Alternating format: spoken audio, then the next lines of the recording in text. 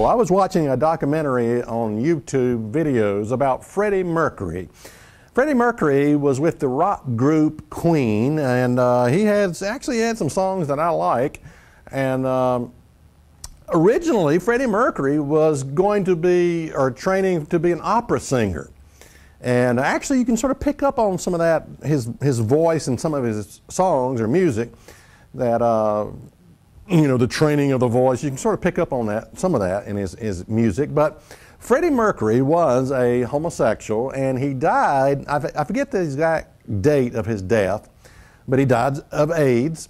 And in the interview, the story it was telling about, and I don't know who this one person was, but someone came to Freddie, and it was in the 80s when a lot of the statistics were coming out about AIDS, the AIDS virus and HIV. And this one person came to Freddie and warned him and said, Freddie, you know, your lifestyle, don't you think you're taking a lot of risk with the type of life that you're living? I mean, there is a danger there that, you know, this could take you out, or you could end up with some kind of disease. And in the interview, you know, Freddie's response was, well, you know, I'm not worried about that. I don't, you know, don't bother me with that. And I was just sort of touched by that story, that there was one person that came to Freddie who cared enough to warn him, maybe to correct him. And I only imagine how many fair weather friends Freddie had, because, you know, when you're famous and when you're just loaded with money, basically your friends will tell you anything you want to hear. And they will never tell you anything, you know, they will never disagree with you on anything. And so I was touched by the story because there was one person that came to Freddie and cared enough to warn him about the lifestyle and the danger that he could end up dead, you know.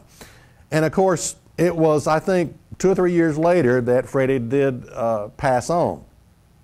Now, I was reading some statistics about the average lifespan of the homosexual, and actually some of these statistics you can get on the gay and lesbian website. I think they say age 40. The statistic I heard was 38, that the average life expectancy of a homosexual is 38 years old. I mean, think about it. We've got a group of people, a community of people who are dying at age 38 years old. I once read a book that said life began at 40.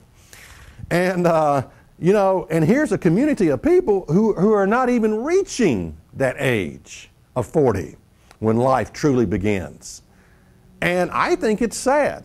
Now, also, I heard a statistic that said, this was by Shelby Lubin.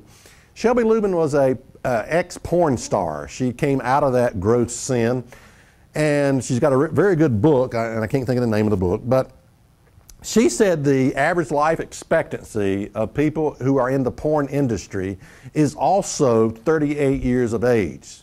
They die at age 38. I mean, this is unreal. And because they are involved in similar, you know, deviant behavior of multiple partners, of oral sex, anal sex, you know, that's the kind of lifestyle that they live. And for that reason, their life expectancy is 38 years old. They're going to die very young, very young. Now, I want to tell you who I believe the real haters of the gay community, who they really are. Because a lot of times, someone like myself, if I speak out against, you know, homosexuality, and obviously I think that it's wrong and that it is a sin and that it is condemned by the Bible. And, but when you do that, often people will say, well, you're a hater of the gay community.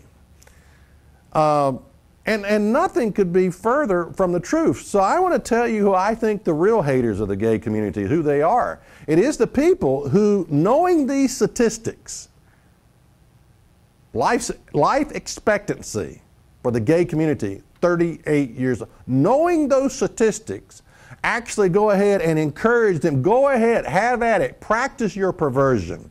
Here's a marriage license. Yeah, I know you're going to die at age 38, but I don't care. The real haters of the gay community are the ones who are actually encouraging them to continue their lifestyle. That's the real haters of the gay community. Let me tell you something. Just because someone promises you everything that you want, like a right to get married, just because someone is giving you or promising you everything that you think you want does not mean that they love you. And just because, now on the other side of the coin, is just because someone comes along and corrects you and tells you that you're wrong doesn't mean that they hate you. Okay? In fact, often the people that come into our lives who care enough to correct us are actually the ones that love us the most.